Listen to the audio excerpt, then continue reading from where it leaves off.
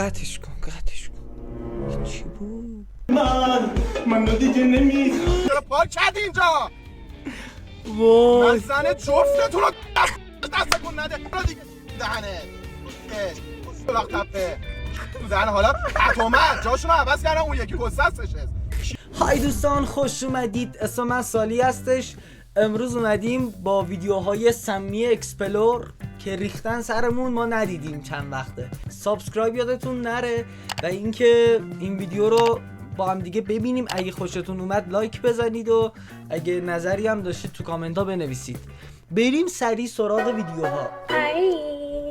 تو فقط داری منو جاج میکنی. خوب نگاه کن، این خود واقعی من. نو فیلتر، نو میکاپ. وای من خدایی میدیدم شبیه خطام هست، دندونم ندارم. من الان تو اینستا هی میدیدم که از این دختره همه جا هستش. میگفتم آقا این آخه کیه؟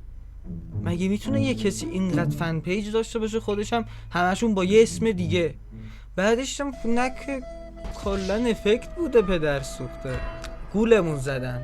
این عادلانه نیست. بریم ویدیو بعدی. Look at this dude.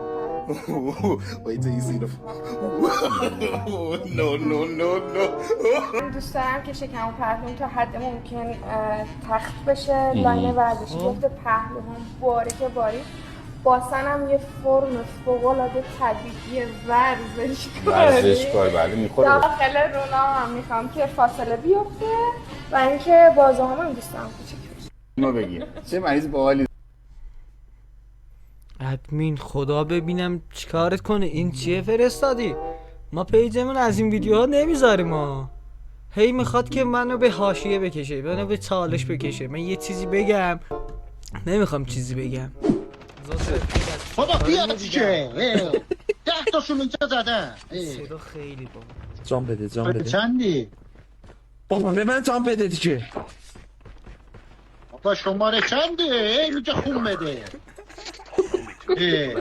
بابا تو هم بابا بازی بلد نیستی. واقعی این صدا من نمیدونم ویدیوی اصلی.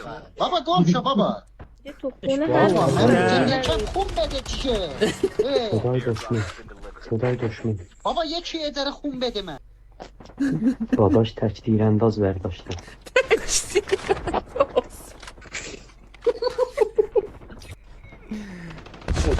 بابا بیا دیگه. بابا خون بده دیگه. لال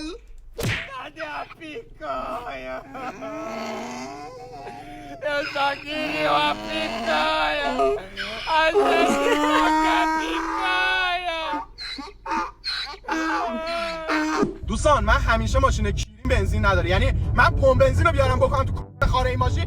بنزین تو کجا داری میری واسه زن؟ تو کدوم قبرستون در ری داری دند عقب میری؟ من انگار فیلمو برعکس کردم. فقط فوشه دیگه انگار فیلمو برعکس کردم. داری میری تو کامیون. واقعا عجایب خلقت واقعا چیریه. یعنی تو زندگیم یه دونه ماشین برعکس تو خیابون رو کم داشتم. تو داری میبینی من دارم زر میزنم. فوشه من نمیفهمی. حاجی پشماش ریخته بود. حاجی تو دهنت کسکش. زنجیر چرا پارک کردی اینجا؟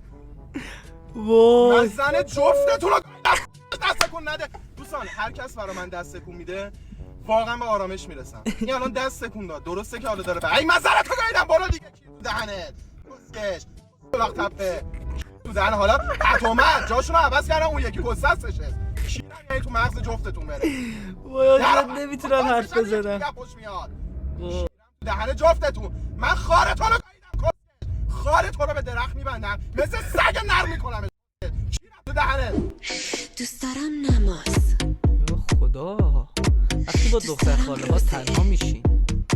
اون چیزی که دوست ندارم چادر گلی. چادر گلی. این کسی که این تکسو داده به هوش مصنوعی ساخته سمی ترین آدم بوده که این کارو کرده. دختره رو نگاه کن خیلی خوبه. عینک هم داره اینجا. اتکلون هم داره. اینا اتکلون چیزی خیلی وقت ندیدم ویدیوهاشو. اتکلون میزنم فری. فری خوبه. با چیزی؟ بسر چیز بود. اینایی بود که دستو میزنی من زدم به ایسا که فوت بیشتر این فکر کردم اتکلونه. میگه این الکلا اب نداره، حیوانات بدنمو ضد عفونی میکنه. پیشتر چه خوب بود. این انرژی رو از کجا میاره من نمیدونم. دوست دارم نماز. من این مدل رو از آرایشگرم خواستم، بهش میگن ولف کات. تازه همینم مرد. حتی کاش تو دست نداشتی. این ولف کات، این سیچ کاته. تو اصلا روت میشه که بگی آرایشگری؟ واقعا شبیه.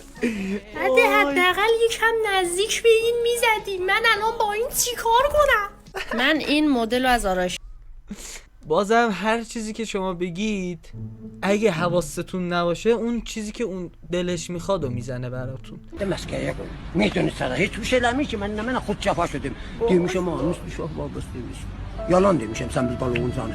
Sen uşağıdın, oğlan hayal gedir şirkete Amerika nüşəriydi da. Eşitdin nəzir deyirəm. Axırda da şurradı. Ağa İmam Hüseynə əzratı deyir. نمیدونه چیه. Ağa bu olar. Mən vabesteyim. Xudam bədən vabesteyim Ağa İmam Hüseyn. Az onu dərs yerifdim ma. İnca məmləkəti şiəst. Elə bizdə məskəyə. نه خیر. میگه شرکت آمریکایی بود هر جا میرفتی. این بده؟ بریم برای قویتر معجون کره زمین. معجون قبل تمرین. امضای کار جنسینگ اصل قرمز. قرمز. که خودم پودرش کردم. برای تقویت قوای جنسی روغن کنجد اصل که خودمون کشیدیمش. 5 کیلو سوید پنجوانه. قویتر معجون را ما ساختیم در ایران. لا که نیست در جهان پودر نخود استخوانساز خضرافساز ارجلساز پودر بادام درختی جمع کننده بدن و رفع بلغم. این اینو هر کی معجون بخوره کند. واقعا مرده رو زنده میکنه. حاجی من از این میخوام. ایول حاجی ایول. به تبریز میفرسته؟ نه تبریزه دیگه.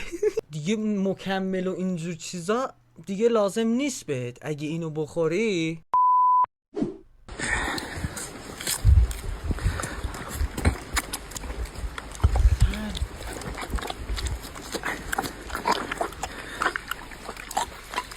قیافشو نگاه. خوشحال شد.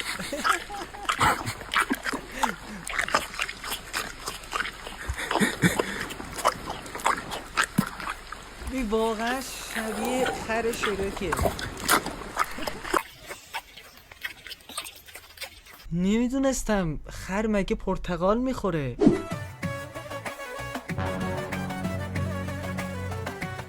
قطعش کن. چی بود؟ نه از امروز نگفتن و یاد گرفتم دیگه به همه چی میخوام بگم نه. تو نداره شب بریم شیره نابی بکشیم ما؟ نه چه اشکالی داره من نگفتن و یاد گرفتم بریم. نه چه اشکالی داره بده بزنیم.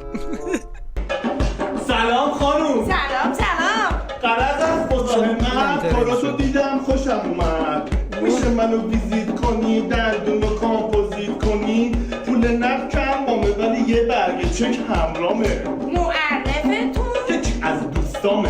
اینجا دنیا دنتا مشتری با لبخند میره. نمونه چا زیر دستمه ببین داره گر میده. آقا شما راضی بودی؟ چی؟ دلار شده خدا تومن دستات زمانت یه وای، یه پول شد. اقساط به تومن نزنیم حالا شش تا بومن نازی به خوشگلیت می نازی قرار نمود بگیری دل منو به بازی خیلی خفن. کار میکنه این بازیکن. یعنی بهترین مدل تبلیغ کردنه. اینقدر شعرم چجوری حفظ کردی؟ عالی بود عالی. مینی مهدا